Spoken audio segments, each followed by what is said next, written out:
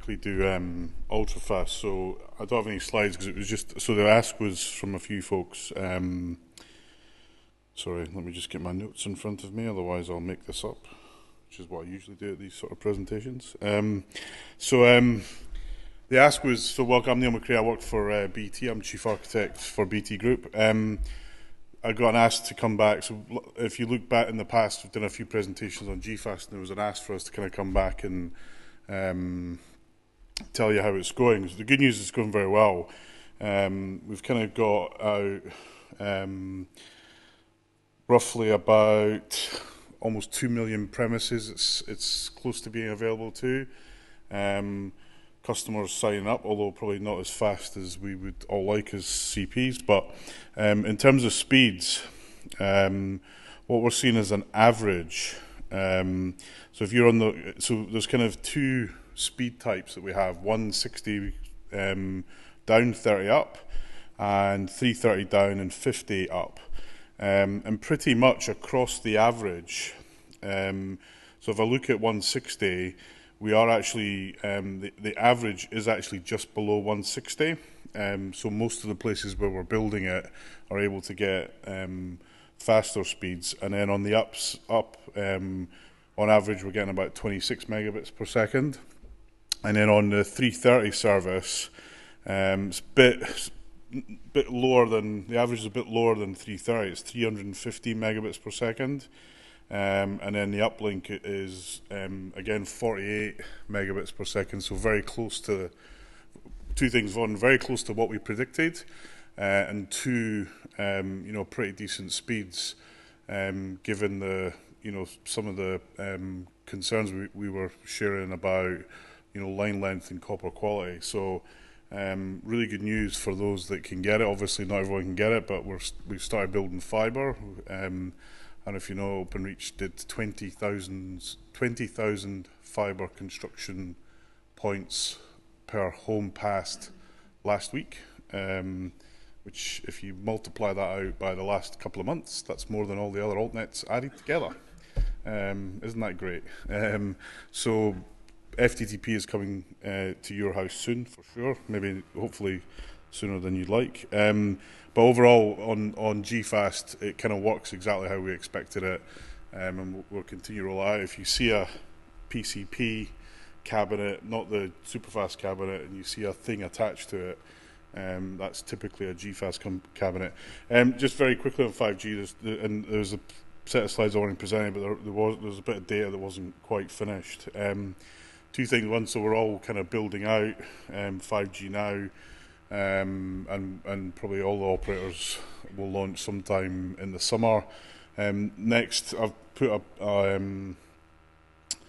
a request to do a presentation in Belfast on some of our fixed wireless access results. So we've been doing a big set of trials in 3 or 4 towns, one in Sheffield, one Ipswich, and one I can't remember, somewhere around the north. Can't remember the name of the place, but some really interesting results. Wasn't quite ready to present today, but we'll try and present it in Belfast. That's all I really wanted to cover, and if there's any questions, I'll take them now. Otherwise, I will get out of the way and let someone do something more interesting instead. Question down here. Why isn't the FTTP symmetrical? That's a good question. Why isn't FTTP symmetrical? I guess because we never see a lot of people use the symmetrical bandwidth, in which case it's a waste of the downstream channel where we do see the usage. And we do offer beautiful symmetrical services, Ethernet access, EAD. It's a lovely service. We sell millions of them. People love it. They come back for more day in, day out. So that gives you symmetrical all the way up to 10 gig.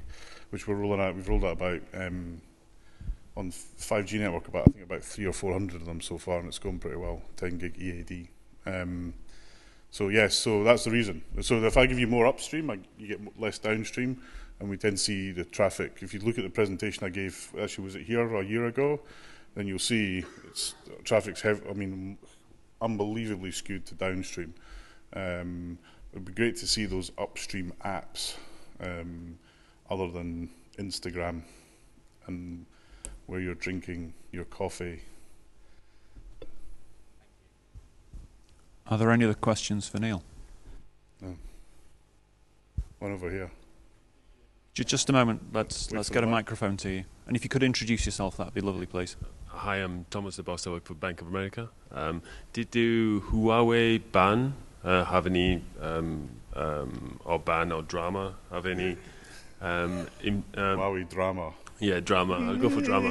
Did the Huawei drama have any kind of delay on the 5G, or do you have any vision on this? I mean, I'll give you a kind of standard response, otherwise I'll be shot. So, you know, our network's a Huawei platform for mobile. When we acquired EE, so in the BT platform, we only use Huawei in what we call less areas where the value of any interception would be less. So in OpenReach, that's in VDSL cabinets, the green cabinets got Huawei gear. In the core of the BT network, we don't use any Huawei equipment. When we acquired EE, they did use Huawei in the 4G core, and literally actually the first year of planning before that deal went through was actually how we would remove that core. So we've been working on that, and as we launch 5G, we'll migrate away from Huawei. So it hasn't slowed anything down.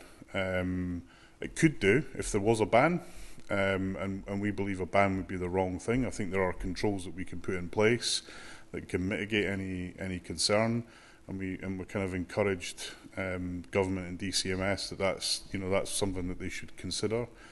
Clearly, Huawei need to do a better job of their coding practices. Anyone who saw Panorama last night will have got a sense of that, or the OB report. But in my mind, a world without Huawei would be a worse place for us all, because they really do bring amazing innovation, and they invest in things that other organisations wouldn't be. So actually take G.FAST as an example. I believe that if Huawei hadn't built that, there's 2 or 3 players out there now that you can get G.FAST equipment from, but Huawei were really the guys that kind of worked with us to build it, and now we're able to give people 300 meg very quickly, and without that sort of innovation, I think it would be a worse place for us all.